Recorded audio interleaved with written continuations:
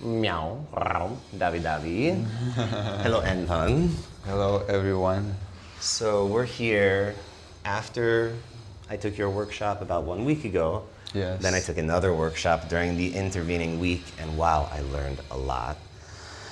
I feel really inspired by how dance is shaping my movement practice more than yoga, more than athletics. At this point, I really think of dance as the key to my body doing whatever it is that it's doing right now. That's like melty, spirally, not avoiding the ground, letting my head and neck really explore the space, letting my arms trace pathways through that are like really minimal work, and where if I happen to bump into something, I'm like, oh, curious about it. Oh, what's this? Does it give resistance back when I touch it? Instead of being like the social thing to do goes, oh, sorry. But if we're in a dance space where contact is permissive, then people don't have to apologize. But actually, in the workshop that I took this week, there was no contact at all. And anytime a person bumped into me, even if I bumped into them, they said, oh, sorry. It's just like the normal cultural thing. Yeah, but it's like human being. From the side of dancers, I think we, like as a professional dancer, I'm taking care about person, but I'm never sorry because it can happen and it's part of the movement. If you're not It's more like I hope I have not injured you. I hope I haven't disrupted you. Yes. It's just like it's a thing that you say to show care. I think that we can reprogram the specific language so people have easier way to show care. Actually, there's a culture, people that go to concerts by the band Fish. Fish is like a jam band from 30, 40 years now. And if you're at one of their concerts and you bump into someone and you say sorry, they say, you're good. You're good. You're good, bro. It's a really nice way and Yeah. very short. And it's always you're good, not all good or it's good or I'm good, I'm fine. It's like, oh, sorry, you're good. Like, don't worry about it. You haven't done anything wrong. You're still worthy of love. It's like, there's a lot of energy behind that very simple statement. So this, what's happening right now, is a format, a structure that I really like to do with my friends when I hang out. And just recently I started to also film these sessions. And I conceptualized this as a podcast space, also a dynamic movement space, and a release work space, and potentially a mush space. Like, we can, if we want, be like in each other's space while we do this practice. Now we're mushing. Just the fact that there's this more physical contact, our nervous systems are going to regulate in a different way through the physical contact.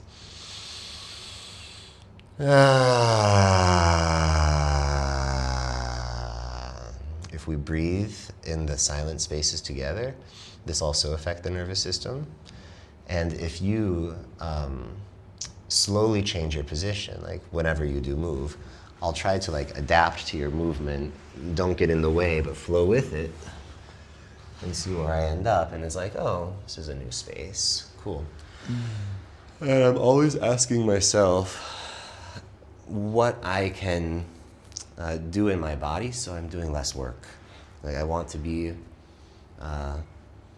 like right now it feels good to be upright, but I don't need to stay upright. The moment it starts to feel hard to be upright, if I'm like falling this way, it's like, well, then I think probably the easier thing to do is like allow myself So to you flow. really depend on the listening the body, right? Listening not just telling, yeah. not just telling what to do. Yeah. Because sometimes we're just telling what to do with the body and there is no, like, the patterns of doing something. And sometimes to avoid these patterns, it's better just to listen. It's how I divide the process for myself. There is action, listening, and reaction. It's like in life, right? Like you told that you got up with your upper body, yeah, and you need like a little bit time to adjust yourself for this position and for the space that's changed because your perspective of the space changed. So, yeah, But what about action? What is the call for action when you start to move? Where it's taking from, like? Because for me, I see like you moving and me moving, and I'm moving through specific like exercises, let's say, because like my professional skills is there. Yeah. I cannot avoid them sometimes, you course, know. yeah. And you like moving more from just sense. I think this is difference, right? I do sense, but I think beginning of my movement, just some forms, shapes, dynamics that I already know. And it's really nice that when I'm teaching people outside of my field, contemporary dance, it's really nice to be observing people. You learn something new, like new discoveries through the bodies. Even like from what you said, sometimes for professional dancers it doesn't mean so much to be upright position or down, because it's already like kind of skills on the back of your head, but sometimes people not alert. And it's really cool thing to learn from different people and different levels of users, because it's giving like, you know, the spectrum of decisions that you can hold in your own practice. Right.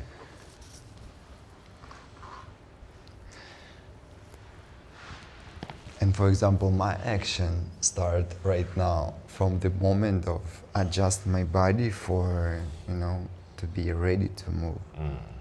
Because for example, my body, it's ready to move anytime. Yeah. But specifically to dance, I think it's take time, you know, to adjust all the things on the spot. And it's also connecting to listening, I guess, for me a lot. And I was enjoying to give workshop last week because I was observing so much information from so much different people, different levels.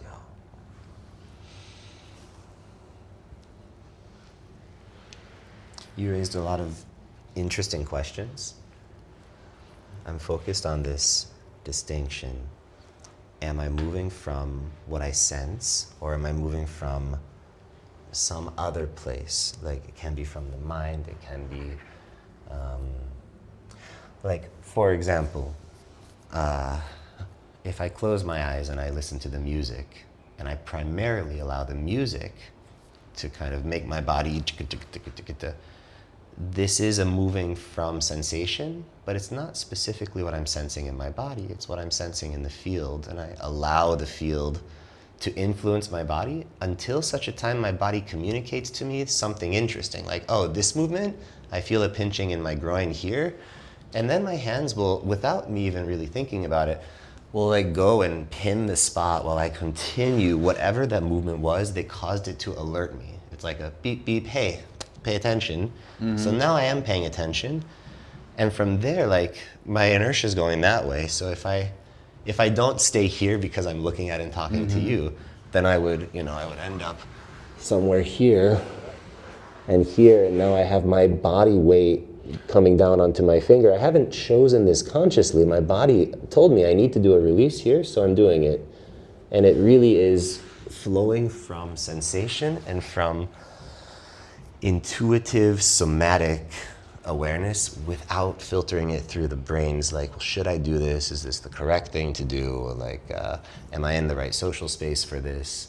Which is why I like to create spaces where I don't have to be constrained and like aware, oh, if I'm in a public space at a restaurant and I start like massaging my groin so close to my genitals, many people would be like, what?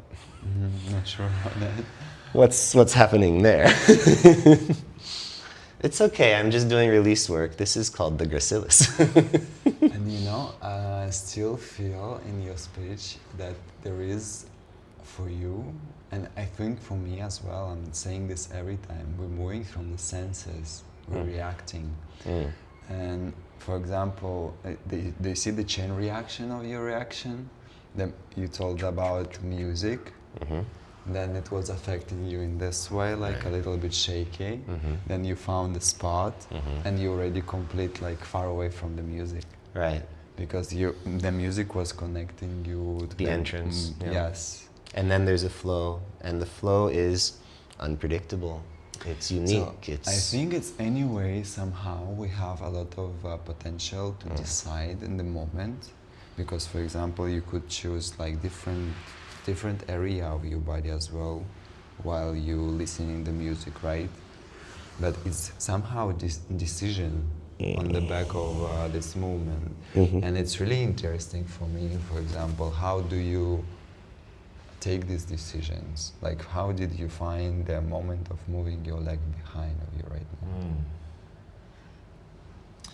now? That movement. Like part of being consciousness Yeah. about the moment and being like unconsciousness with the moment. So the reason my leg moved there is because as my upper body moved in this direction and the core tension remained, it counterbalanced. Like as I shifted here, the leg is being pulled by the line of fascia there until it reaches some new place where there's tension now. And this tension feels very nice. I'm gonna stretch it for a minute and play with rotations, or even see if I can go further and then allow it to take me somewhere. But it's also coming from your experience. Yes. That you know that your body able to be These there. pathways are available to me. Most people do not know how to bring their leg behind the spine with adduction, with rotation. It's just very challenging. And I have learned, thank goodness, that when I bring my leg forward into flexion and external rotation, there's something very nice happens here in front. And when I'm behind, if I can continue way past neutral into a significant internal rotation, that's lovely. And that creates the potential for some spring action in here to really whip the other leg around. But the muscles that initiate these rotations, for most people, deep in the groin, they're just stuck together, and most people only move their legs like this. And if you ask them to do rotations at all, they're like, it doesn't really happen. And this is the good question to continue conversation. What should be the main idea of approach? To think about the movement or sense the movement? I think sensing is primary, but we also need to be in learning spaces. Like the class I took with you, and thank goodness we recorded 2 of them. I've already watched back significant portions of it. And your voice comes through really clean on these mics too. I'm super happy that this structure for a class where you're just providing guidance based on what you see in the room. If you say something, feel in my body. Yes, of course, you are in your practice. I try to explain this to people. If you're doing a rolling movement, and let's say this is something that I can do, but I haven't sat down to really catalog it yet. It's more like something like this. If I'm coming through from a plank and I go to the ground and around the corner and plant the hand and let the hand really drive and push and sweep around into another movement. This is one they showed us at the Ground Grooves workshop this week. And it's the same pathway that I've been exploring in the water since 2022. When I was on Koh Chang that year, I figured out this the arm can really pass through here and get around here and back down. And from here, it can push back and it really can drive rotation. And so if I'm ever trying to travel that way and I happen to be turning and I find myself kind of on my side and I'm trying to go that way, my top hand, if I just put it down really behind me, it can generate a lot of push in that direction that I can, I can also pull myself back around it, use it as a pivot. And as long as I get my shoulder past that point, I'm moving into this space with now gravity helping me. It's if I want to go towards you, the easiest thing for me to do right now is just let this arm, because there's nothing blocking this arm. It's even up in the air. It goes here. And what if it really keeps going? Like, and what if it pulls the rest of my body along? Like, how am I going over there? And from here, look, I can, without lifting anything off the ground, I can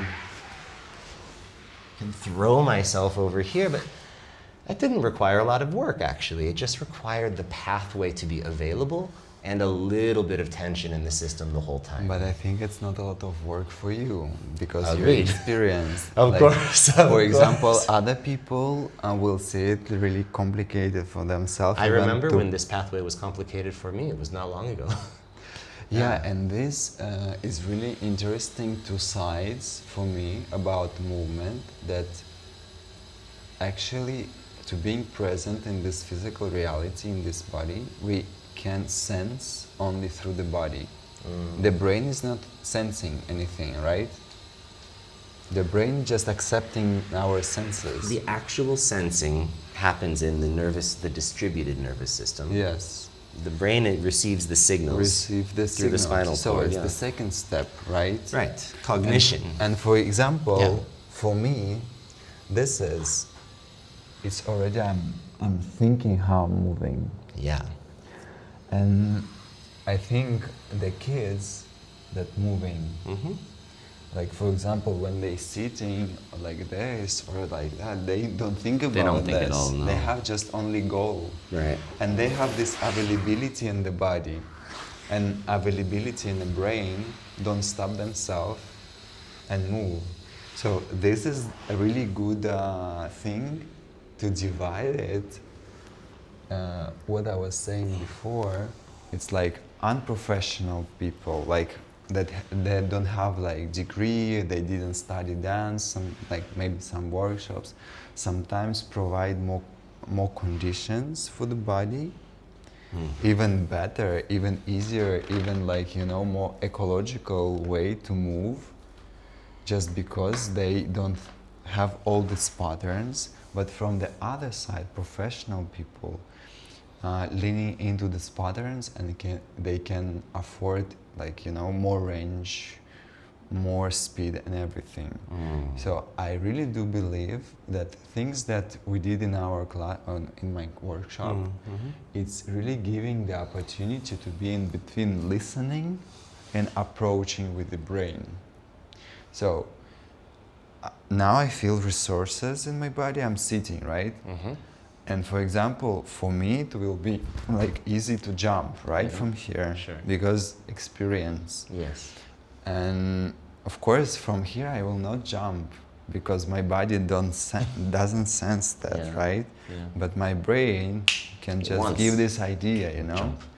And this is for me the main collaboration, how the brain and body can be not even, or, you know, even sometimes take responsibility. Sometimes body taking responsibility to be safe, to be movable.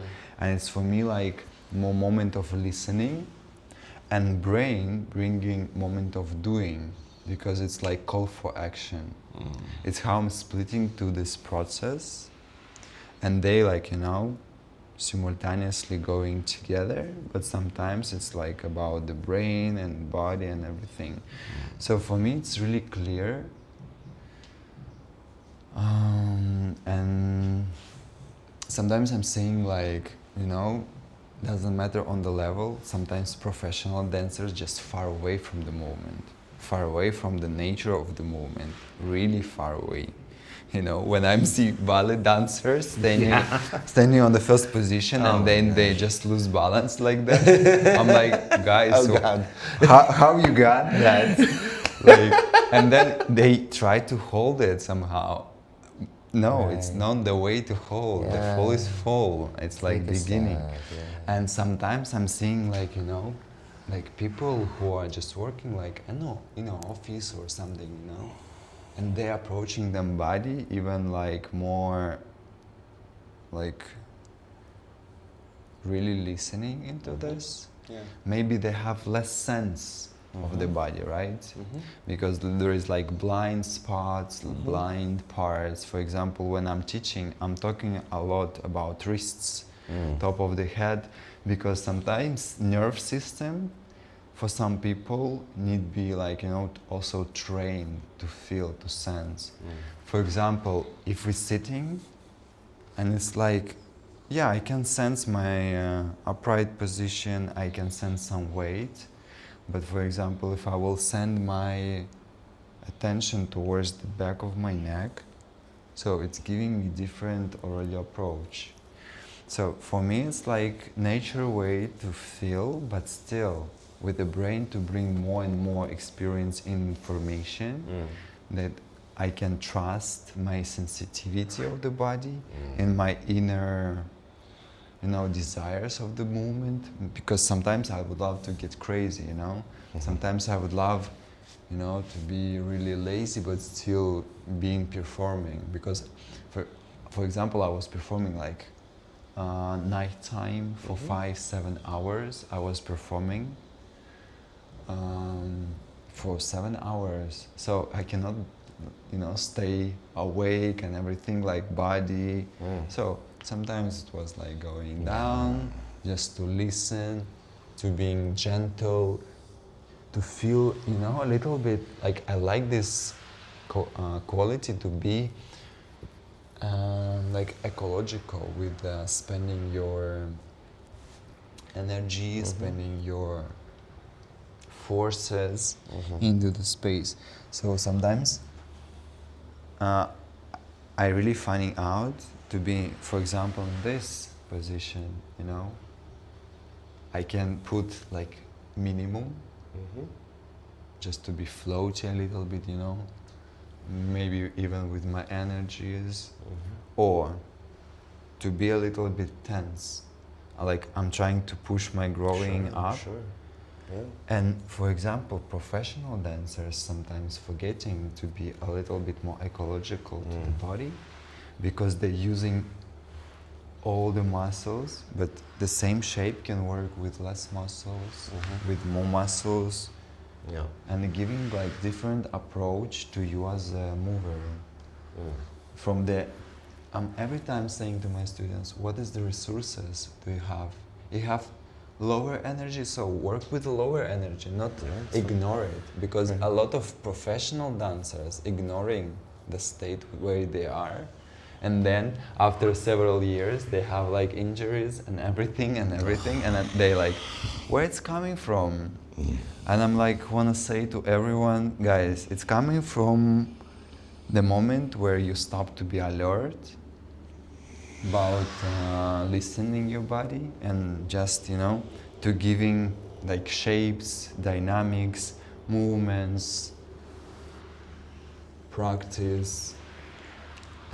I love the way you talk. It mirrors the way I think and speak so much, including the use of the words dynamics and practice. And the best thing that I love about my practice, I love to be in a studio, because for me it's like also meditation.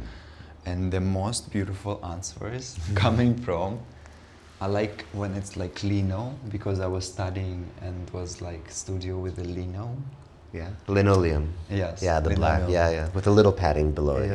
It's lovely. And the best moment, I'm just coming to the studio, and my best practice, I'm just laying down, And then I don't give myself like precise tasks. I just start to, notice the weight. And for me, the most beautiful experience, it's like I'm saying every time on the workshop, guys, we're learning not from you, from me, like not from me as a teacher. I'm just, I have some clue about how does it goes with the body language and connection, and I suggest this information. But of course, like, we're gonna get different experience out of this. So we're learning from our body. For example, you got into this position, right? And you feel soft with your elbow, right? Comfortable. Come to the floor, right? It feels less comfortable. So your attention gonna be there where it's the squeeze of your skin under your Exactly. bones. Yeah. So from that conditions, for example, being on the floor and being on the soft surface, we have different conditions. And for example, you can lightly push with your elbow, right? If I will push, not sure, right? Not on that floor, right? So, and I'm just reaching to the spot where I'm starting to look how I can approach the body. And for example, one pattern of the movement, like being on this position and, you know, pushing floor with the tips of my fingers, yes, it's the same shape, but then I can include my ribs. And in case that I'm like on the floor, I cannot push so much with the elbow, so I will approach myself, for example, with this, right? And it will give me opportunity to sense, as I see this, sense the resources. If I can even like jump from here or do some handstand, and just after that, give some, I don't know, I wanna touch the bamboo. And then it doesn't matter where. Yes, I can touch with my head, with my head. So it's like approaching my body to listen where I am, and then my brain suggesting where I need to go. Because anyway, even music, right? We need to hear it, and then it's going to the brain. Then we have emotions or some fantasy about the music, some images in our head. So, and this is approaching us again. So, moment of listening, accepting information through the body, through the oldest system, like hearing, touching, even tasting. And in Gaga, they work a lot with the taste. Because it can, like, you know, they taking, for example, like ice cream taste in order to move jaw, to move tongue inside, and then, you know, to kind of spread this taste around the spine and down to the hips. So sometimes when you're saying juicy hips and I'm saying, like, I seeing people like moving like on discoteca, I'm like, okay guys, let's make like a guacamole. Let's make smash avocado with your hips. You will not do it like, you know, like professional dancer. You will, you know, just describe this. How it's gonna be there, like, you know, maybe there is like still piece of avocado here, here, here, here. So it's approaching with the fantasy as well. Yes, and different pattern of the movement can be approached with a different way. It's for like I was teaching like course, online course, and the month was about topic patterns. And the main idea of patterns, it's divide ourselves to understand, like movement patterns, yes, even like in a regular life, how you taking glass of water or something, just to analyze your patterns, and also, you know, how your body reacts for emotions, it's squeezing or not squeezing. Then dynamics. All of us have dynamics in the body that approaching us. For example, try to do the same movement. It will be different for you. Because our arms, like different weight, your arms, I think, more stronger with the muscles. So it will give. Like, for example, where you start your movement?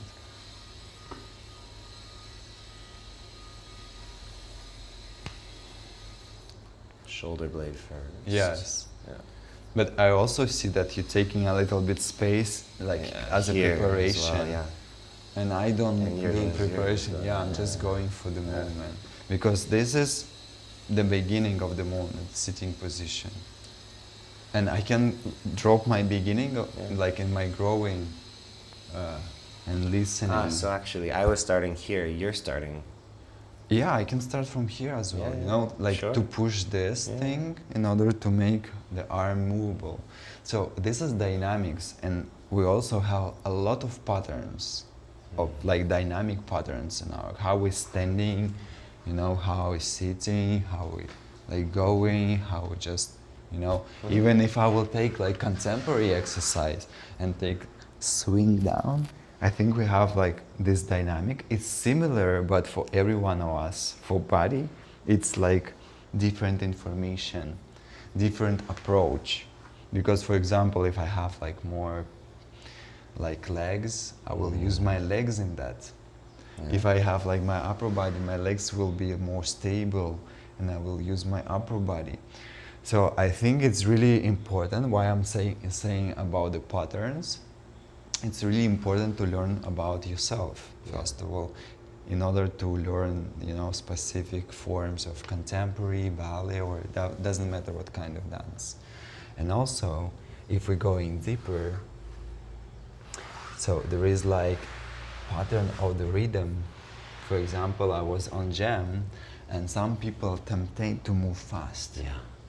And for them, it's like a little bit artificial to move slow, because it's different quality of the muscles. Also, the quality of the muscles. For example, my movement, like 5 years ago, wouldn't contain this kind of really sharp movements. And I was observing the people who was working with me, dancers, and I'm like, and choreographer was asking us with my twin brother, you know, to be just slow every time with the legs. And I'm like, okay, I know this, but I want to learn something new. I'm like professional dancer. I'm like working with a professional choreographer and dancers around me. Right. So I start to add all these patterns of other people. Yeah. It was like guy who was like moving like an ash.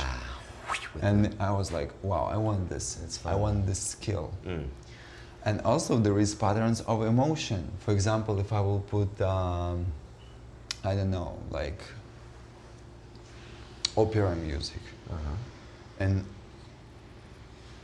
can you listen your best opera music in your head? I'm on it. And it's like, you know, it's giving like extension immediately, right? Yeah. And if you will listen like your favorite techno music, it will give you a groove immediately, right? Yes. So it's also, there is like some pattern of accepting the things.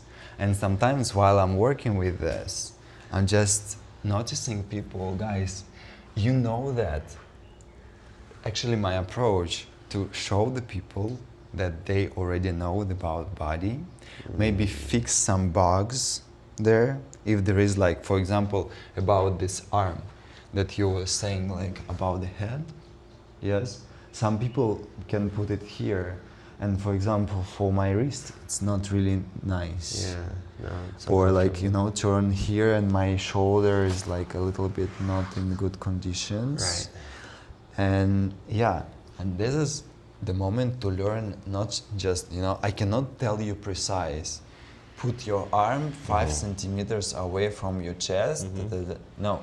You should learn the principle of the movement. There is no specific form for me. Yeah, people can see the form, but for me it's my form, for you it's your form. Body shapes and different vectors as you enter in, and And there is only, you know, how I can do it here, I can do it like with no arm. It's just the principle that my weight going not straight the weight in the floor, it's just going like through the floor. always. So it's another step that I'm approaching people, not just to teach them to copying forms. It's more to understand what is the principle of the movement inside of the specific form.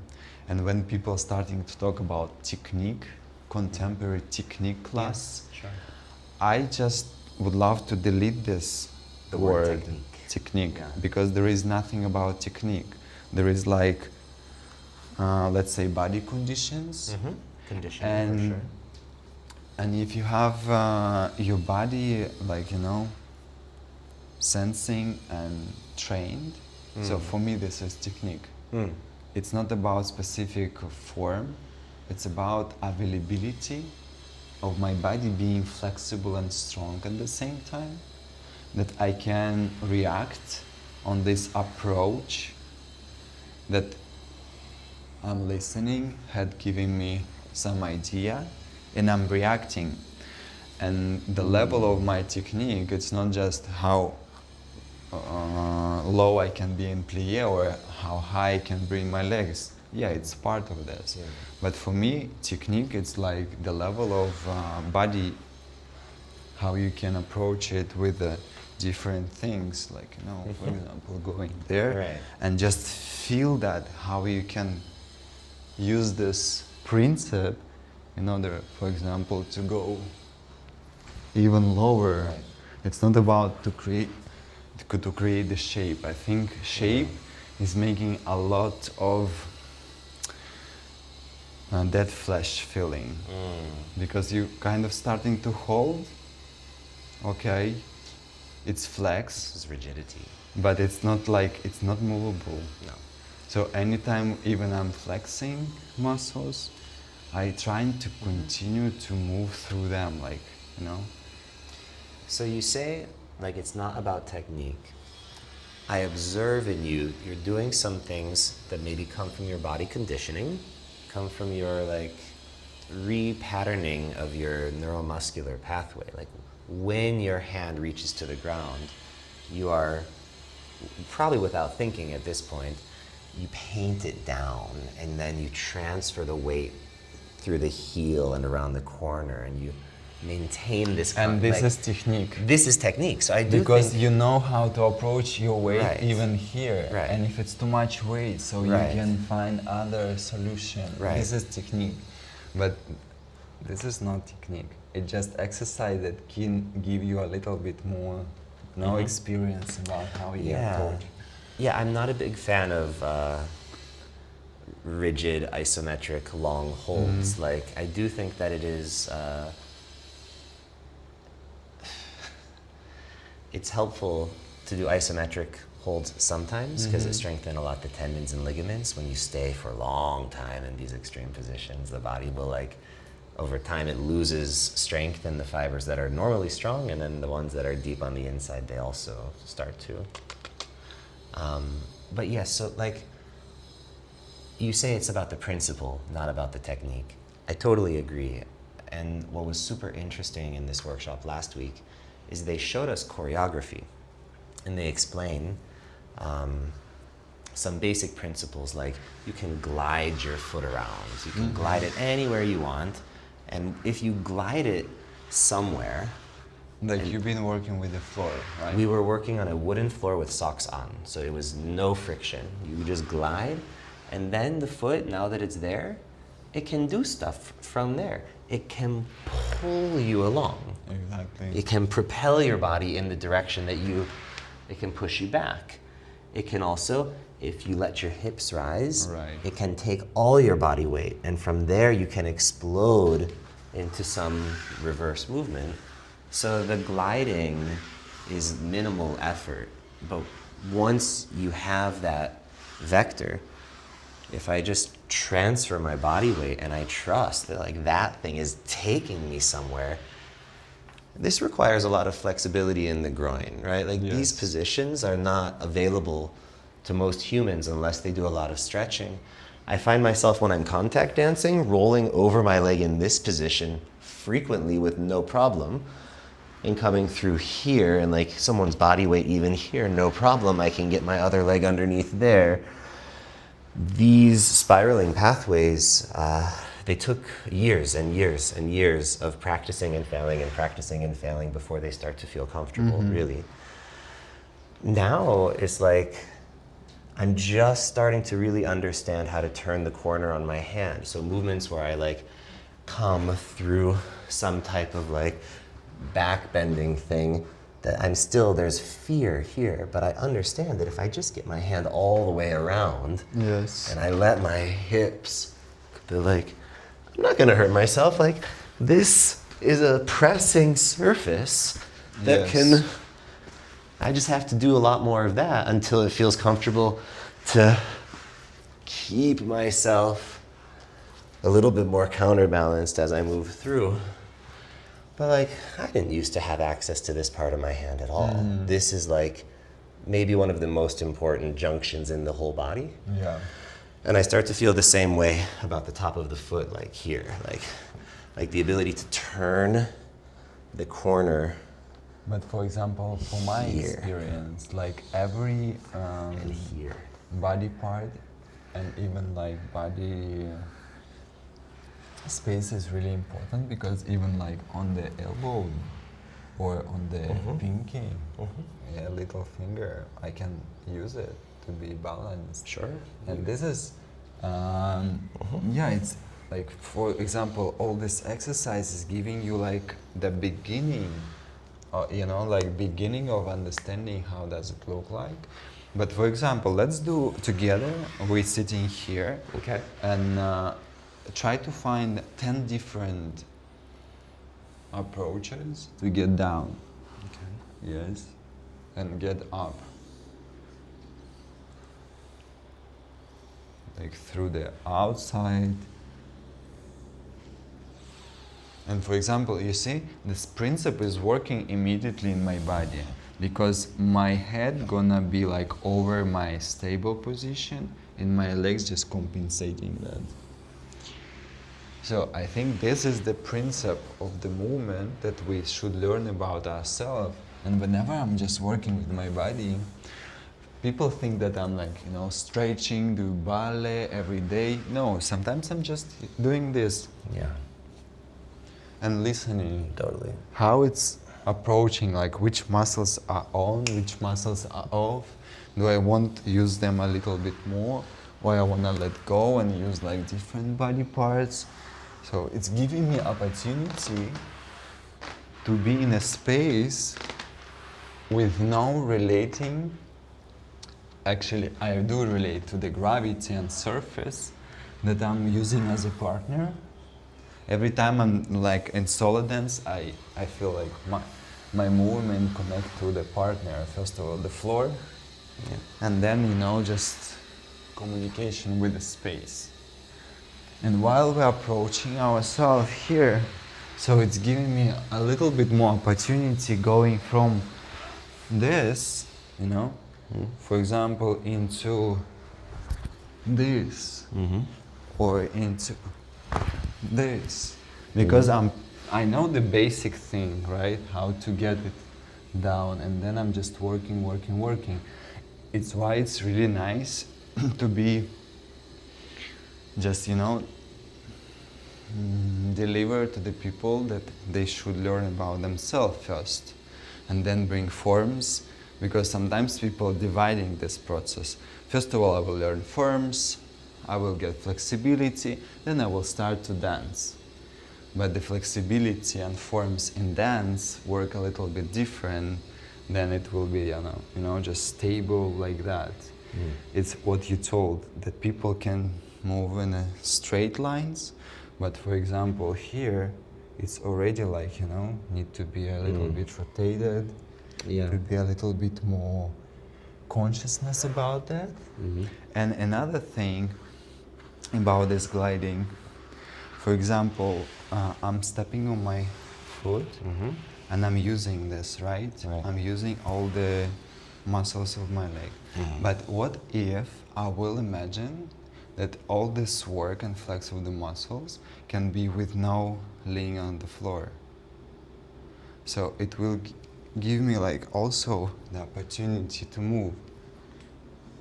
Kind of stepping, right?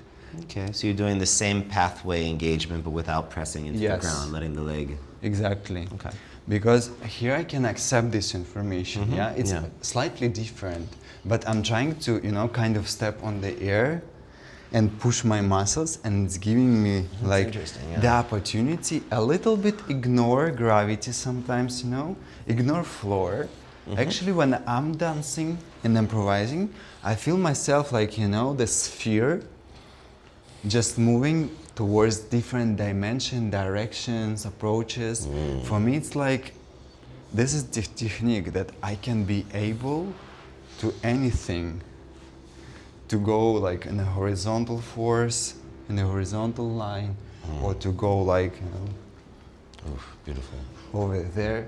So I'm approaching my body every time with the throwing some ideas and seeing how my technique is working. So how my body is working on this. And if I'm like finding like weak spots, I don't know which weak spots, maybe like here. Beautiful. So I'm just working with this for, just to understand how free I can be or how I can use my leg. Actually, this is like specific thing to move leg back. For people, it's like really not useful, but it's opening a lot of opportunities, in order to move and backside. I like this position a lot, actually. I love it I also. love it, yeah. I love to be over here, Yeah. Oh, yeah. to be a little bit over here, Nice. even like to be over here, be bouncing a little bit there. And like, I do think it's important for us to remember that this position requires a huge range of motion in the toes, in the ankle, in the knee. Like, if people try to do this and it hurts and pinches, like, I really suggest that you pause and like work on it. Like, actually believe in your ability. Even if you're no massage therapist, you don't really know what you're doing, to just be like, I feel a pinching in there, like I feel it, and you try to touch it and wiggle around it. And this practice of taking individual personal responsibility and believing that you can slowly realign your body until it feels really like juicy and functional and fluid, and that these pathways that you're showing feel easily available. Like, I remember just 2 years ago, my shoulder like was kind of permanently here, and so when I tried to put my arm over my head, it's like it would get to here and it'd be done. And then finally I managed to get my scapula to fully retract. And I can come through here now, and I can lock out and very comfortably press in, pretty much straight line with my And spine. still be movable inside of And that. still have, and even get behind the line of the And spine. this is main idea, to be, Yeah. before you've been like maybe even stronger, Oh, maybe, but stiff. And now you're strong and flexible. So this strong, not stopping the movement, right? Right. It's this supporting the movement. Yeah. And it's like, your idea, just bringing me back to idea that I'm approaching, be strong and flexible at the Yes. same time. Because gymnasts can be like totally flexible, but sometimes they cannot hold their body even, like, But athletes can be really strong, but sometimes they're moving like, like one piece, one junk. So for me, it's really important to feel the opportunity, to feel stuck points in your body, and to work through them. Even, for example, this approach, let's continue with this, being like on your heels. Of course, it's bringing some tension and nice stretch over here. And it's like strong position for me as well. But how I can find a little bit more motion there, I'm trying to show it, but even like inside, on a small level, when I'm just moving my joints and my muscles, and like push and press to go on different spot of my foot, right? On the heel, maybe I want to go on the heel, maybe I want to go there. It's giving a lot of connection between being strong in this position, but still let go and get some flexibility. It's remember I was talking on workshop about 2 layers of the movement. So one layer, it's the first layer, actually like position that people learning from contemporary, strip, salsa, doesn't matter. This is shape, but shape it's nothing. It's like furniture for me, if it's not movable. And then when you just to start, to bring your own body, small rotations, stretches, a little bit less muscle sometimes, you know, moment of letting go to the gravity because it will move you as well. So all these conditions that we can read with our body and react on the suggestion of our brain, because brain can accept information like for the space with our senses. So this is the combination for me, like even from here, how I can read, for example, this art on the wall, and for example, I'm taking color, the red one, and then I imagine that I'm in a red dress, and I'm moving the dress. I'm not moving my leg in order to move my leg. I'm moving my, like, I'm moving my body in order to react the fantasy of mine. So for me, it's like also between being flexible and strong, there is another three, in Gaga they call it holy triangle. Physical level of experience, sensual level of experience, all the senses, and imagination. And can you imagine like physical thing? I think it's have some end, right? I cannot bend my like body like crazy to touch the head and my tailbone, right? So the movement has the age. There is a lot of forms, but we kind of can get to till the end of the forms, right? We can approach all of them. The sense, I think it's connection between form and imagination. I do believe that we able to sense on some level, and we can improve it, our sensuality, as at the beginning. Remember, of course it's easier to feel your weight on the legs here, but what if you will try to feel the weight of your arms? Or feel the weight of your chest when you're letting go, or don't feel the weight of your jaw, because we tempted to hold that, right?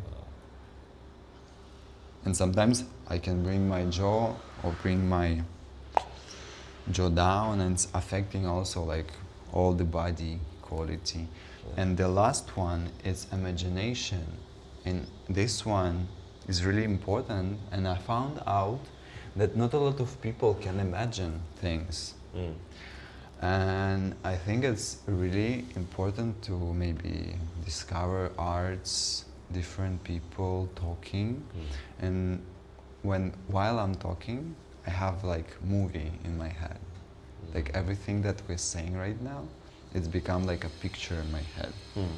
So in this also giving me opportunity not just reach the positions, it's more about to be in a several quality in this position. For example, how many times in my career I did this? Right. Like thousands, I guess. Yeah. And for me, it's like every time new, because now I'm doing like, or. So, and this is kind of imagination. For example, be back to the red color. And I can imagine that my body is red color. And it's giving me fantasy that I can be a little bit more passionate at the moment. Yes. And then I'm just seeing red color here. Or, for example, red color start to go down from my fingers like blood. It's approaching me, you know, to react on that. And then maybe I will put this blood here. Yeah. Or to spread it somewhere. And you see, all this kind of technique and principles, they work beside that, because if I will occupy my attention and my brain with all the strings, like physically, sensually, and fantasy, it brings a lot of effort. And sometimes it's really nice to play between them, to sense, to get physical a little bit, and then just to get some fantasy that this red rope on my hands, and I get physical a little bit to sense the freedom of this. And it's like all over and all over and all over. So for me, dance, it's not about to being skilled as a technique. It's about to be able to manage to go from one way to another, from physicality to sensuality, from sensuality back, from physicality to fantasy, from fantasy going there. And it's like the moment of equalizing. And I do believe that I have a lot of information to accept from my body. I call all these things information. Like bending legs, it's information. This is information. First of all, listening, analyzing, having clue about the resource of the body. For example, from here, of course, it's better to stand up or to lay down, not jump. Yeah, and then just operate with this information and accept information from the outside. So for me, if we will take like the process of improvisation, let's say, it's like inner world with all the tools, principles, skills, technique, your own experience that you accept. Yeah, it's like one world, and like extroverted world, like all the things that's surrounding us, gravity, other people, you know, even like remember yourself when you're practicing alone or you're practicing with someone in the room. Yeah. And you already like pay attention and it's affecting you. And sometimes people don't feel the small effects. And for me, to this worlds, like your inner things, with all the skills, tools, all the programs, patterns, like I don't know, family programs, everything that you contain. It's a lot of like endless information, endless. And there is like outside information. And when it's meeting, for example, I'm reacting on something. It's why I call sometimes improvisation, it's more about reaction. To be able to react doesn't matter how strong the position or whatever. For example, for users, I can imagine they like, you know, going slowly from physical to sensual. But for example, professional dancers, for me, it's more about, you know, to be settled with your physical skills in order to be a little bit deeper with the exploration, this reaction on the things around. And this is bringing a lot of life to the moment, like, you know, to being performed in the moment. Even if you have like, you know, specific piece that you're dancing. I was dancing in Israel, in Yerushalayim, you say that? Yerushalayim? Yes. And then I just was dancing one piece for 25, 30 times. Okay. And it was like the wave of getting excited because you just started to dance this piece and it's like 2 hours piece. Then you're just getting bored, then you're getting excited because you keep working in even like with the small gestures, you're trying to bring more knowledge and how you can extend your energies inside. So when the physical level completed, I think there is like beauty of this communication with your senses, with your fantasy, and it's like beautiful approach. It's allow your like brain to be, you know, not being machine that counting what need to do. It's like allowing your brain to be in the moment, you know, just to be precise. Okay, how do I react? Okay, I'm reacting relaxed or not relaxed, or okay. And this time, for example, I'm just there. I can be looking a little bit more, reacting, beautiful. So for me, it's a lot of reaction inside the dance. I noticed that when I watch you move, my body intuitively mimics the things that you're doing. One of the reasons I enjoy taking the class from you is just to be near you while you are in your process of sensing your body and describing what you're doing internally, and based on what you observe in the room, emphasizing certain principles. And I noticed many times I was dancing close to you most of the time on purpose, because I like to be as close to the teacher as possible. And you see me do something, and you kind of say, you can do it this way, or you can add this or that. And I'm like, he's showing me pathways of like, I've done this movement. It's the beginning of something. Yeah. But I'm stopping it. I'm doing it in some like repeated, patterned, unconscious way. But actually,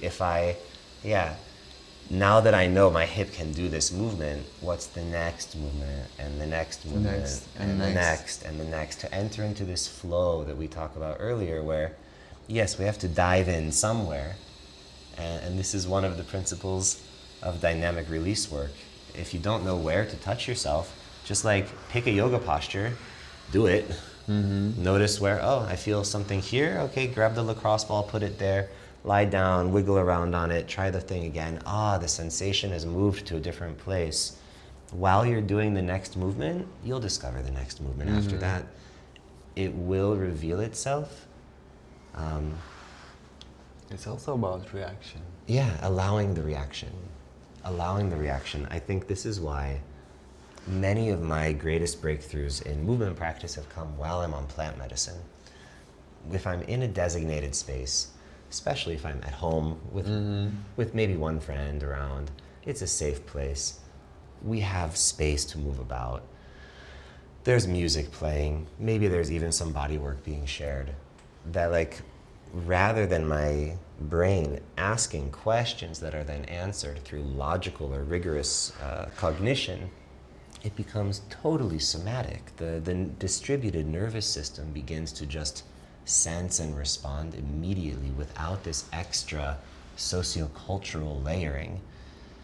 And I think when we remove the sociocultural layering, we find the pure movement, and we condition our bodies to be used to that type of movement, then, as you say, you can bring this green into it, and you're like, I'm green, okay, I have a tree, I have leaves, I'm growing, I'm the algae floating on the surface of the lake, and but if you don't train, if you don't practice and decondition the old pathways, the new pathways are very unlikely to be available. So I think we need to provide for people a clear pathway of training, practicing, learning technique. And then once the technique has been integrated, forget the technique and be in the improvisation. Always, I think improvisation is one of my favorite words, because it literally just means I didn't plan ahead what's going to happen next. I knew you're going to come over, we're going to have a conversation. I was imagining it happened here on the floor, probably. But I don't know how it's going to go, or what we're going to do, or what you're going to say. But I do know that every time you speak, my brain makes a picture. Like, you paint very coherent pictures that my brain is able to follow, to see, to sense, to feel, and also in part because since I was a child, in the beginning with athletics, and then later with dance, and then yoga and martial arts and body work, one of the skills that I've been cultivating my whole life is how to see you do something and be like, he has this mobility in his rib cage that I'm not really using. And it's like, okay, this pathway through the arm, he has internal rotation, the elbow's leading, and like, I can take it in. And this is a sensing practice. I'm visually sensing, translating, and applying. But I might take one moment of inspiration from you, but then my body starts to communicate to me. Yes. And the next movement I make will be different from yours. Even the original movement I make always going to be subtly different, because there's no two identical things in the universe. I wanted to ask you a few questions. I've been collecting them as you talk. So one is, you talk about dynamics, and this is one of my favorite words. Can you define it in your own language? Like, what is a dynamic, or what are some examples of dynamics that a person might apply or not apply to their practice? So dynamic, actually when I'm teaching, I do take all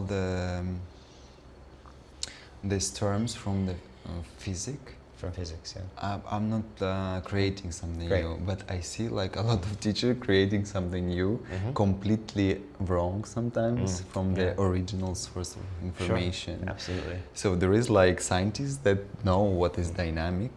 So I'm applying this information to what I'm doing with my body. And dynamic is everything that exists like inside of the movement that I'm propose. For example, there is like 3 types of dynamic in the universe. Okay. It's like vertical dynamic, horizontal, and circling. Okay. No more. Okay. Just combination of those. And for example, Saudi Basque is like classical movement. Yes, it includes 3 of them. I'm jumping, I'm traveling, and also circling. So, and dynamic for me, it's a really important thing. Because some teachers saying about impulses, like flexing, relaxing, and dynamic, it's about, to sense the way where you could move or cannot move. Like all the things that like I feel inside of these arms, for me it's dynamic. And of course I can contain it or I can let it happen to me, and different approaches and approaches and approaches. And actually when we work and when we not really feel the edges, can you imagine that this is part of my hand and I'm doing some dynamic? Do you see I'm not controlling the weight of this rope, right? Yeah.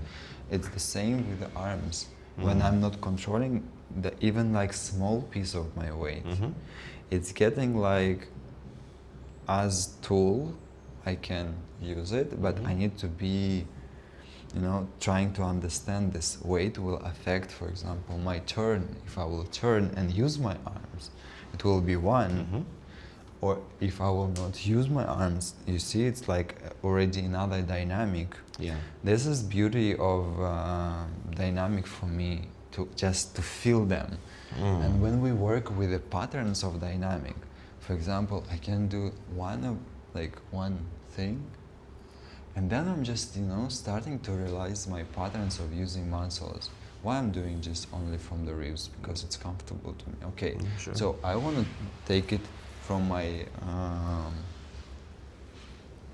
my knees as well, and it's creating a little bit different dynamic inside of me, but still creating the shape that maybe choreographer or teacher, or doesn't matter, would love to see. So I'm the same shape, but for me dynamic is like the key as a professional dancer, because I can approach different dynamics in order to don't get bored if I need to repeat one movement 1,000 times. I can start my dynamic from here, here, here, here, so I can play with this. And it's like specific deep tool for me. I want to check if I understand it. So, if you describe a specific dynamic, I could say my sternum is traveling laterally in that vector while I'm also rising up and spinning clockwise. And that would be a specific dynamic. And if I were to make any changes to any of those 3 dynamic there, or the physical body part, if I move it down to my lower rib cage, it's new dynamic. So like in terms of physics, a dynamic has a vector, it has a spin. I would love to say direction. Has a direction. Because vector it's more like straight away, and direction is like, my dynamic can go like around my arm, for example. Sure. So over time, it curves. Yes. At a specific moment, it has a vector, but the vector will be affected by the spin, and the spin will take it into curving. Sure. Yeah.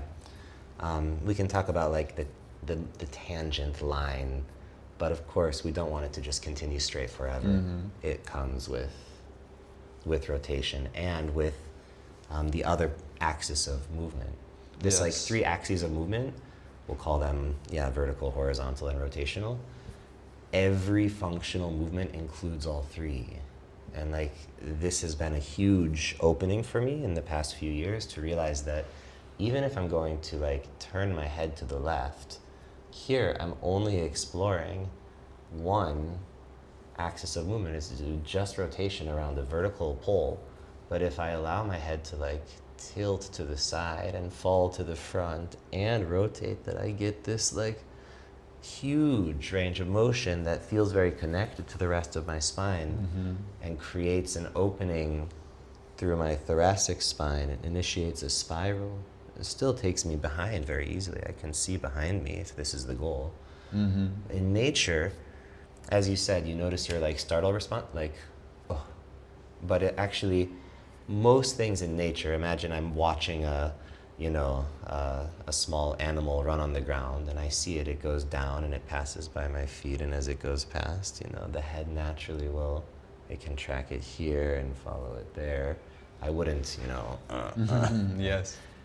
And we have conditioned humans, especially younger humans, to look at a screen that's about this far away from your face, and that like, this is the body shape that supports looking at the screen, and it's really tough to change these pathways such that any average human that doesn't have professional dance training, that's not a yogi or a gymnast or acrobat or whatever, if we say to them, just put your hand down back here and like put some weight into it, they're like, how?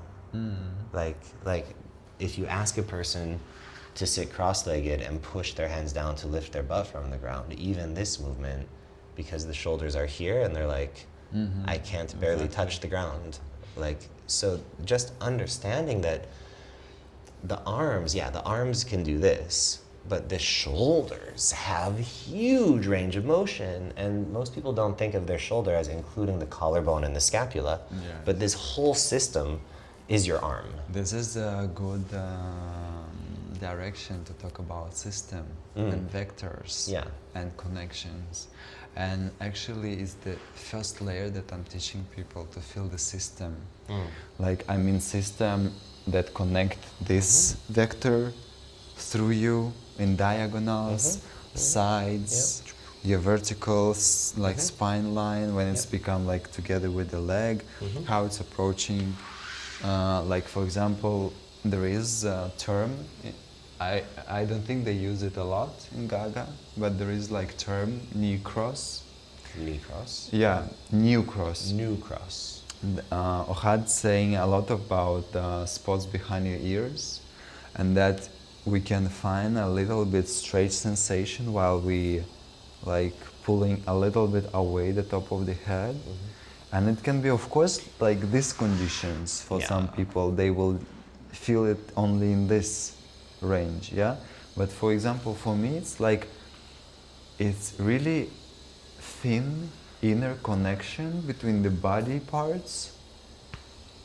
So I really, whenever I'm like moving my head, I already immediately connect to my fingers, to the arm. So it's giving me opportunity to be in the state of full body experience. And the new cross, just to finish about this term, it's include these lines from the behind the ears till the fingers, and from sitting bones from here to till the tips of the fingers, because also from there I can approach myself to find an inner stretch. Like, even, of course, it's here, it's definitely feels, right? But how you can find the same being not in this curve of the body? For example, here, or for example here, and it's like, you know, it's like playing arfa. I feel this really tiny threads that give me opportunity to be connected Threads. through this. And they have term for the arms in Gaga, thread of the arms. Beautiful. And it's like thread, but sometimes they divide it from the each finger individually. And the main idea, it's not divide your body in right and left. It's like if my right arm moving, left responding already. Yeah. If my right leg moving, left responding already. So this is really main connection, and this is really main connection to complete your full body experience sensation. So whenever I'm like moving, even like here, I'm using like all my body in order to move there. And this is for me the beauty of movement, just to be engaged with the full body sensation. Yeah. And this is the step that I'm teaching people, just to sense the body in order to understand how far you can take your fingers from the toes, how close you can take them. Yeah. And for people, sometimes it's more, you know, easier to go and learn this than this. A lot of tension, a lot of shape that we need to, you know, to compare ourselves to. But what about, you know, just to be, feel the principle, but Mountain Dew, it's just extension of the feet above the floor. So we're not leaving the floor, we just extend as much as we can. It's not specific form. Tandu doesn't have form. Yeah, it's half form, but there is principle inside of that, extension. How I can extend myself. And the same here. I can sit like this or like that or like this, but I know the principle of sitting and being natural about this, yes? And the improvisation, it's sounds really scary for regular people because they would love to be, you know, precise. Give me this movement, give me this movement, give me this movement. Yes, I'm a little bit sweaty. It was really nice class. But did you learn something? Not really. Right. And whenever I'm just approaching with this, understanding the system and vectors and lines, how one leg can approach another leg, and how it's going with the chain reaction. And also a lot of dance connect to learning how to flex muscles to make them strong. But what about to be in a good conditions? Yeah, I'm able to flex, but for example, here I need to flex, but here I don't need to flex. I need just allow my body to work on the minimum in order to produce opportunity to be able for all these chain reactions inside, because it can start simultaneously in several places. Like it's the subject that you brought, that all these three different dynamics, they really exist at the same time, maybe not in the same place. For example, if I'm rotating here, I'm doing plie and going down. So this is circling, this is going down, and this is going in treble. Right. So if there is like no full body sense, sometimes we can miss some information. And for me, it's really important to go through the system into these three different dynamics and approach your body and away with the different sources of these dynamics. So it shouldn't be just, you know, in my chest. Right. And it's giving like whole body opportunity movement, to be a little bit crazy on the stuff. And it's also, you know, giving you a moment to learn how you can approach all these dynamics in the different places of your body. And if we just learning people, teaching people to be flexed with the muscles, what kind of dynamics can exist in that? It's like kind of I'm containing all the dynamics, right? Yeah. But what about just, you know, to let go it a little bit? So- Here and there and here and there. And then I just want to grab this dynamic and bring it back, you know? It's like I'm playing it in my head and I'm sense and I'm physically moving. So for me, dance, it's like more just doing exercises. It's like, I think it's the way of being consciousness about your present, like meditation, you can say. It's giving like a lot of opportunities just to be present. So, some of the movement you showed maybe 2-3 minutes ago, my brain saw the movement and went, oh, it's so yummy. It's so juicy. It's like there's something about it that's very sensual, but I don't mean in the sense of like that you're sensing very well. I mean the word people use that's like approximating sexuality. And I think to myself, there's also something very queer about this. For a man to move like this, and I don't care if people know that I'm not a stereotypical heteronormative individual, but my social conditioning as a child was, as a man, what you're supposed to do is to contain it, you know, move like, keep it vertical, A little bit straight. keep it, yeah, exactly. Masculine. Yeah. And I even I remember I was in college and I looked at a picture that a group of my friends had taken where we all kind of stand, you know, everyone posed for the picture.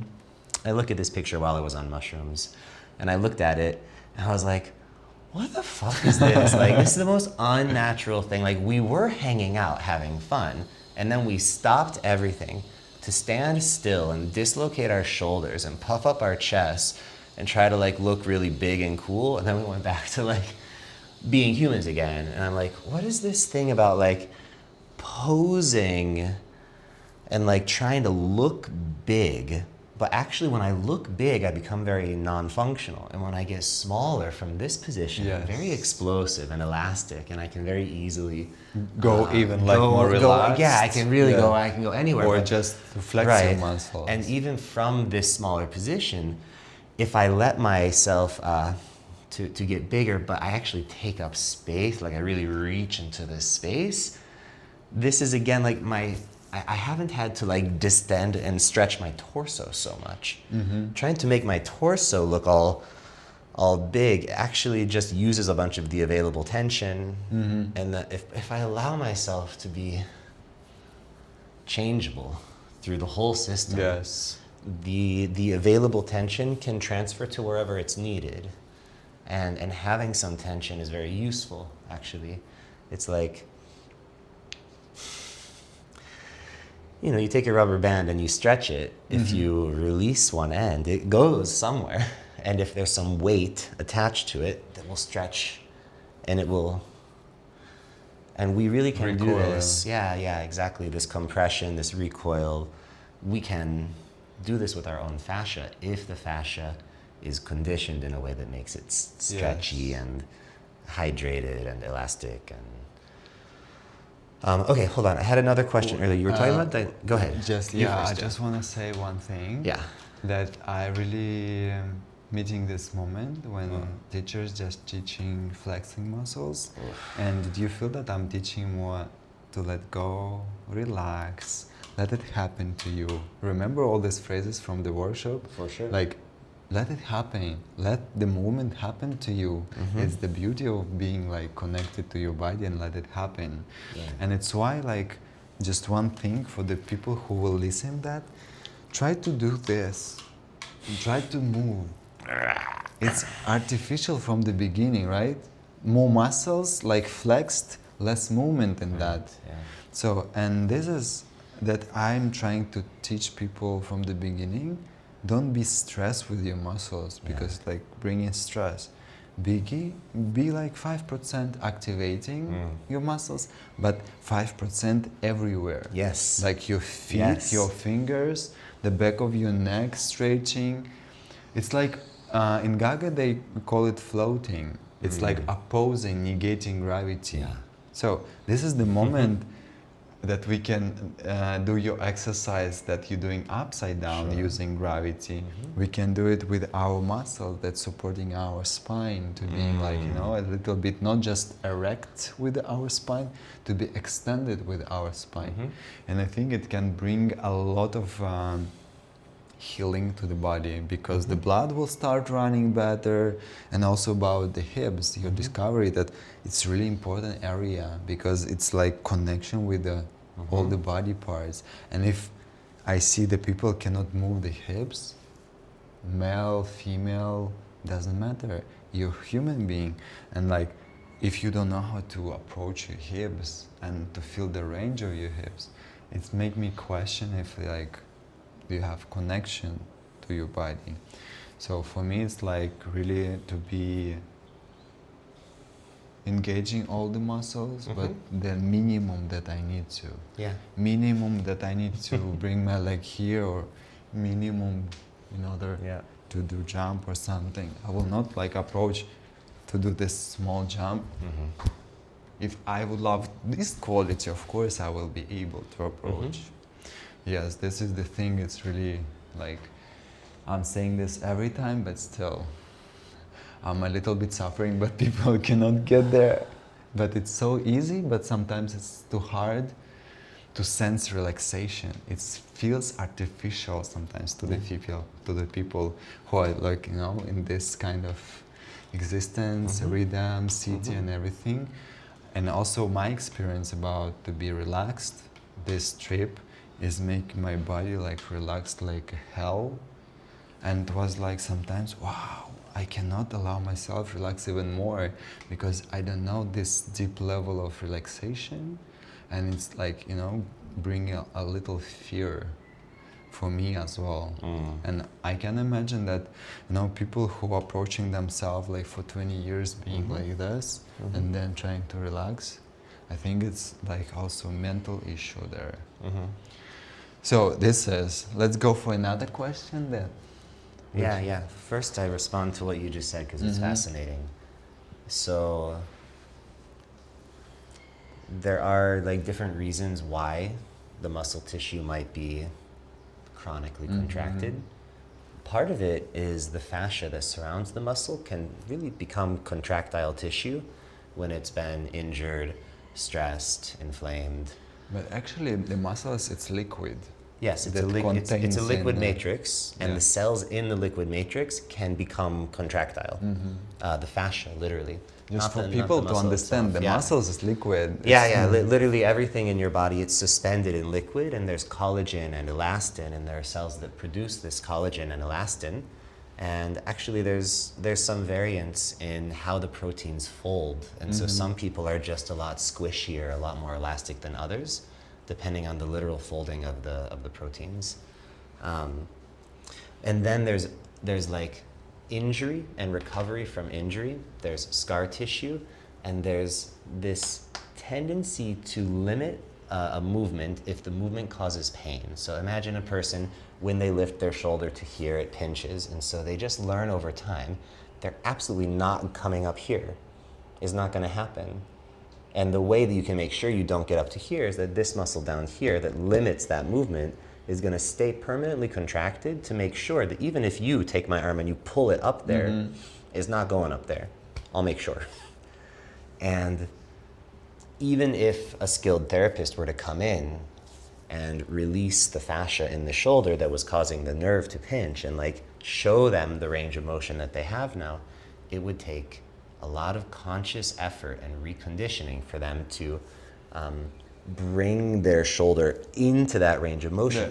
Recondition the movement itself, because if the specialist can relax you, but you need to work on this, how to approach your weight that you will not get there back. And what you say, like you spend a lot of time just like, you know, put some music, get on the floor, and like here, if I put my arm in this position, it starts here, and I just kind of, you know, over time, like gravity and breath can start to, and if I just take my other hand here and I, you know, give this little squeeze, or if I have one of those little thumpy massage guns, just put it right there while you continue to do whatever mobility, whatever dynamic you can explore.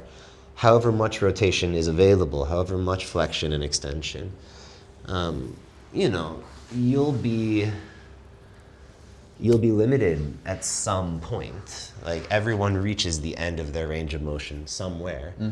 And when that tension builds up, if you allow the rebound, it'll naturally pull you back in. So anytime I reach into space, if I reach linear and I do no rotation, I'm just gonna fall in that direction. But if I reach and I choose a spiral, it's actually gonna eventually bring my arm back to the center. Kind of either direction that I go, it's still naturally, it winds up some rubber band in my body, and any of them can create movement. Okay, I actually think now it's a good moment to pause, drink water, use toilet. Also, if the files get too long, then they just like truncate and start random new ones. Great. This is super fun and interesting. I'm glad we're doing it. Yeah, and I would love that people will just hear it and Yeah. take information and Yeah. take time to apply this information to the practice. Yeah. Like even a little bit, like even last part that you can just lay down and to do the things that it feels good and like opening your range and opening your body. So it will be like wow. And actually, if there's one thing I'll add, if someone's gonna like stop here and not watch more, it's when you're exploring new range of motion, when you're doing a practice and you understand, oh, I'm literally moving my body, I'm attempting to or succeeding to move my body a little bit further than I did before, and it's uncomfortable, find the edge of the discomfort where it's like, it's a 3 out of 10. Like it hurts, but it doesn't really hurt. And like play at that edge and breathe really deeply. And then whatever you're doing, probably gonna start to feel like a 2 out of 10 after 1 or 2 breaths. And then you can go a little bit deeper, find that 3 again, maybe find a 4. The act of moving into the sensation, into the discomfort, is the way that you will restore movement pathways that you have been avoiding because of your avoidance of pain. It's very normal that we intuitively feel pain, we go away from it. If that's what you've been doing your whole life and it's resulted in a posture that's very closed in the chest here, and when you move your arms back and when you pull your shoulders down, when you stretch your head away, you're gonna have a lot of sensation while you're doing this. It will feel limiting, and in that discomfort is where the growth happens. But don't push too hard and don't go fast and don't go to like 7 out of 10 pain. It's too much for the nervous system. What you described, this practice of lying down, closing your eyes, listen to music or listen to guided meditation, and to just have time and space to let the body explore whatever it needs without the brain participating in this like choosing from cognition. It's really about sensing and reacting and sensing again and being in this embodiment practice. And also how I'm looking on the pain, and when I'm teaching people with the pain and they getting like into this moment where they're stuck, stopping, and it's like even if you have like pain in your knees or something, just try to go through this pain, but really carefully. Because 3 out of 10, even you have like injured your ankles or whatever, it's like still you can be able to discover how you can go through the pain. Because otherwise, if you stopping yourself, you cannot like explore where's the source really is, like, and the movement itself bringing like blood and all the microvitamins, elements towards the space, and when we're blocking the movement, so there is no blood circulation normally. Right. So the movement itself healing. Yeah. The difference between pain and sensation, intense sensation, can be very confusing for the brain. And like a experiment you can do at home, it happened to me yesterday. I was in the shower and the water was very hot. And I like it hot, and it had warmed up slowly, so I'm very used to it. And then my girlfriend came and I put the hot water on her, and it was like so hot, too fast, really like, but it's a temperature that doesn't burn the skin. We know it's safe, right? It's not dangerous. But the sensation was very intense, and even she experienced a moment of fear. Pain is intense sensation plus fear. Without the fear, it's just really intense sensation. This is how I think about it. So if I'm doing a thing where I'm like, I understand, oh, when I move through this pathway, I do feel a little like discomfort in the bone on the ground here. Well, actually my bone on a hard floor, like it does bruise and injure the bone. This is the type of pain, there's no real point, actually. There's other pain where I'm like stretching the fascia, or I'm even like peeling layers of fascia apart, or I'm in a nice acupressure point, and there's like a depth of intense sensation, but there's also melting. But like bone on bone is really not super helpful. Although I will say that your fascia will stick to the bones, and so sometimes you gotta kind of peel. It's like if my arm was a bone, I'm not pushing on the bone, I'm more kind of like scraping. Scraping stuff that might have like, imagine there's like some plastic wrap that's like stuck there and you have to peel it off.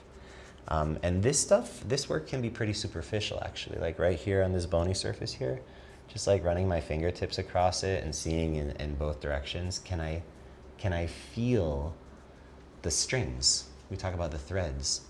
There's literal thread. If we can just like have the puppet master hand here, and the arms and the legs are under tension, like you say, 5 to 10%, minimal effort, but everywhere. And as long as that tension's on everywhere, when I fall with some, exactly. And this is moment to approach or to let it happen, right, and going down, or I'm falling and I'm approaching this arm to bring me up. Right. So this is like great condition when you're like relaxed, you just engaged with your body, and you just sense what's going on, and then just going with this, I think. But pain also for me, like the sign that I need your, like body giving like your sign, I need your attention here. I don't need you go away from the pain. Just pay attention. Yeah, maybe pay slow attention. down a bit more. Slow down. Maybe back off a little. Yeah, less rotation sometimes. Like, because something goes wrong, and this is sometimes coming from technique. People like learning how to do the exercises, and then after like, can you imagine like repeat plié, like sitting down every day for 60 times, like every day, 5-10 years. Can you imagine how much like it's affecting our knees, bones, and everything? Yeah. So if you learn it once not right, and you learn it like, just with the book, 10 centimeters between your feet, that and this is not right approach. Right. Technique is like some mess there with this term in contemporary dance, at least. And it's true that you can go slowly through the pain, reach the spot where it's like nice, and go back, and then maybe next time a little bit deeper. So sometimes there is like moments when people going from my class and saying like, wow, it was therapy for my body, because these small movements and approach that we are taking on the classes of improvisation, it's giving a lot of healing also. Yeah.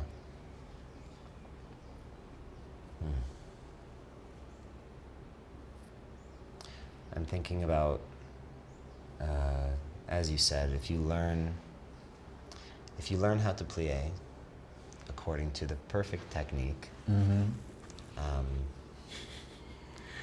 well, let's take the opposite, actually. Let's imagine a person has no training of any kind. They're just a human, They grow up watching their parents walk around, and they don't dance in particular, but they might play some sport, so they like run, but they don't learn how to run properly. They run with their feet kind of turned out, landing on the heels, and if they were to do a squat, it would be like this, you know, with the hips locked here and with the knees dropped there and the arch collapsed, and it'd be like, you know.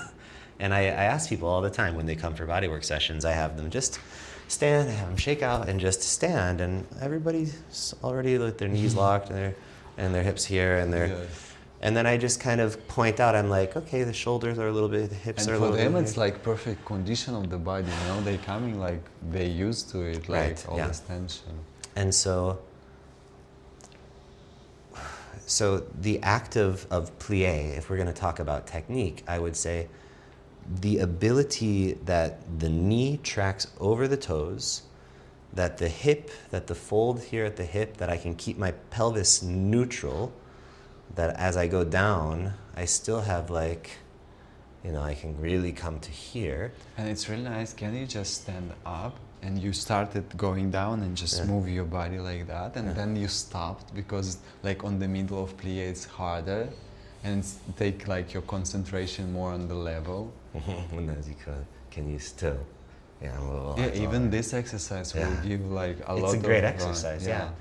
And if you want to check, are you doing it with good technique? The question is, as I go, are my knees tracking over my toes? Can I come easily to, like, to point here? Mm-hmm. Can I transfer the weight to the other foot and comfortably with neutral pelvis still come all the way through? Like, oh, that's hard. Whew. Great. And try to do again. And now your shoulders was compensating a little bit. Yes. So it's like the things that you told me that I'm observing the room, Yeah. I'm observing these things in order to fix and to let know people that they doing great technique downstairs, but sometimes it's taking like too much pressure and muscles here. So while we go in there, I can just relieve a little bit more and a little bit more and a little bit more. Right. And it's also like getting back to being strong. Of course I can do strong, you know, exercises. Sure. Yes. But In that very linear how way, to right? be flexible in Right. inside of that. Yeah, I love it. Okay, let's take a water break. We check Right. the time and see what's up. And thanks for joining us. Enjoy moving your body. We see you again next time on the Dynamic Pod Space. Meow.